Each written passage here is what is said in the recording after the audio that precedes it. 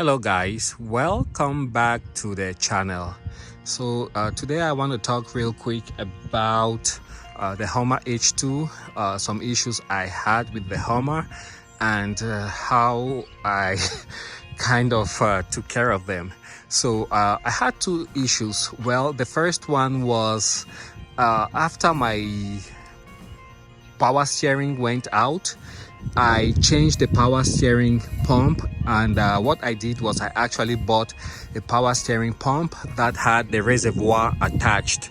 So I just changed out the whole unit as one big piece. And after that, I was supposed to bleed out the system. Power steering came back, was working great, but I had a problem with my brake. So each time I stepped on the brake, the pedal would go all the way down to the floor. Now these Hummer H2s, they have a specific system from GM called the Hydroboost. And the way the Hydroboost works is that you have the power steering pump right down there with the reservoir attached. And then you have some high pressure hoses that come up to this unit over here, which is the Hydroboost unit. You can see the high pressure line going in there. And yeah, that's what the unit looks like right there. That's the Hydroboost unit. And what happens is when you change the pump, you have to bleed out the system and make sure that you bleed out the Hydroboost. My previous Hydroboost system was leaking, and if I looked at the unit, I could see where it was whipping power steering fluid. So I knew that it needed to be changed, and each time I stepped on the brake, it went all the way to the floor. So I got a new unit. Changing it wasn't too bad. You just need to have the right tools. After I did that, the brake worked right for maybe 5, 10, 15 miles, or about maybe 20 to 30 uses. The pedal was up and you could feel the pressure on the pedal when you stepped on it. After that, it went back to doing the same thing like before, like going all the way to the floor. So I knew that was a problem. That was not ideal, and I knew using the vehicle in that condition wasn't very safe, because the braking distances actually increased while it was doing that. So what I did next was I read somewhere online that once you change the Hydroboost system, you also have to bleed it out. And the way to bleed it was you start the vehicle, and then you go like an inch each way on the power steering, and then 2 inches very slowly back and forth, and then 3 inches. And you, each time you check the reservoir, power steering reservoir right there, and if you see bubbles, you had to stop and give a couple of hours for the bubbles to settle out and for the fluid to lose all the air in it. And then you start all over again and just continue like that very slowly. There is special equipment you could use to bleed the system out much faster, but it turns out that not many people have that equipment. Not many shops are equipped with that equipment. So the best you could do is to use that technique I described and slowly and manually bleed the system. As you can imagine, it takes a long time to get the system to be purged of all the air. So that's what I did. I actually there's some other people who say you can take the Hummer on a gravel road, and then you step on the go to about 30-35 miles an hour when the place is clear, and then you step on the brake really hard to activate the ABS. And when you activate the ABS, it helps to purge the air from the system. I tried that a couple of times, but what ultimately worked was I just kept driving the Hummer, but being careful using the back roads. And lo and behold, today, after maybe about 300 miles, I noticed that I stepped on the brake and the brake pedal was back to normal. Pressure had returned. So I guess the moral of the story is you have to run the Hummer. While stepping on the brake, you turn the wheel left, right to slowly purge the system out. And then after maybe 5 minutes, shut it down. Allow the Hummer to rest, maybe overnight, a couple of hours. And that way the air bubbles settle out. I think that's exactly what happened with mine, and it took about maybe close to 2 weeks of doing that, just driving the Hummer short distances every day, 2-3 times a day, and ultimately today the brakes have returned. I should also remark that in the past it was quite cold. I don't know if it has anything to do with the brakes returning, but over the past 48 hours temperatures have gone up.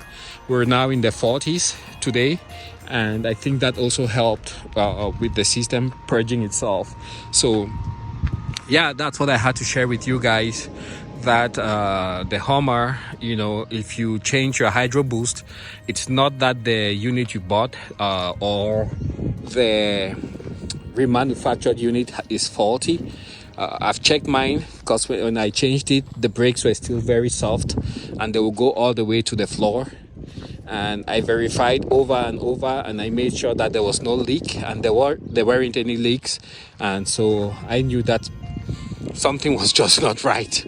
And I just kept using the vehicle cautiously and using back roads, making sure every opportunity I got, I turned the wheel lock to lock, so that I got good circulation in the system. Lock to lock while stepping on the brake or moving very slowly, and that helped to purge out the system.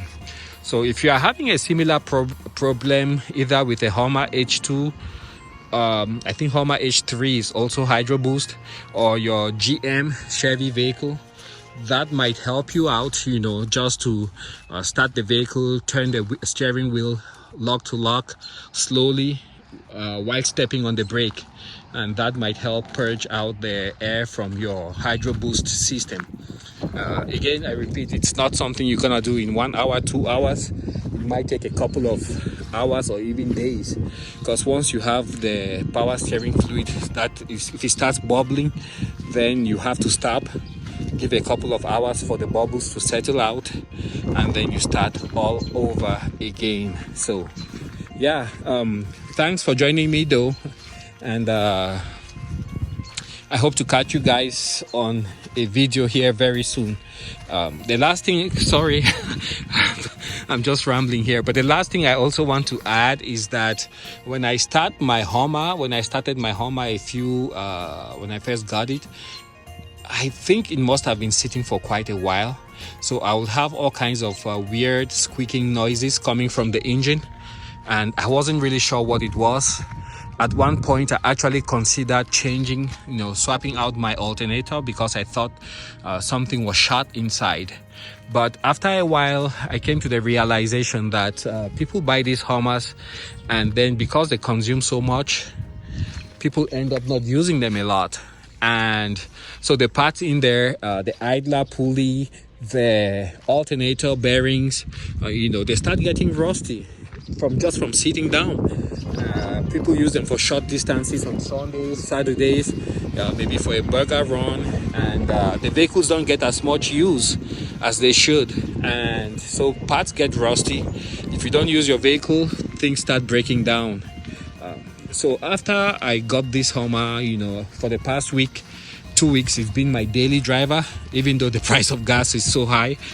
And since I used it as a daily driver, what I have noticed is that all the weird noises are suddenly gone, which I found impressive.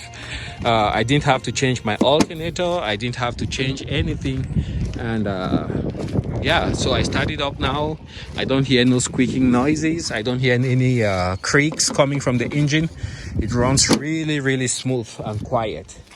So if you have a Hummer H2 and you use it just for the weekends, remember that your problem with weird noise coming from your engine bay could be just because you don't use your Hummer enough. You don't allow the vehicle to run long enough, warm up, and have all of those weird noises cancelled. That's what I had to share with you guys. I do apologize. You guys can see we had a second blizzard out here, second one, 2 blizzards in April 2022 here in North Dakota, western North Dakota. So that's why you see the Hummer looking so horrible, very dirty. Yeah, as soon as we get a little bit more snow melt, and I'm sure we won't have too much mud on the ground, then I'll go ahead and wash it real quick. So thanks for joining me, and I will catch you guys on the next video. Bye for now.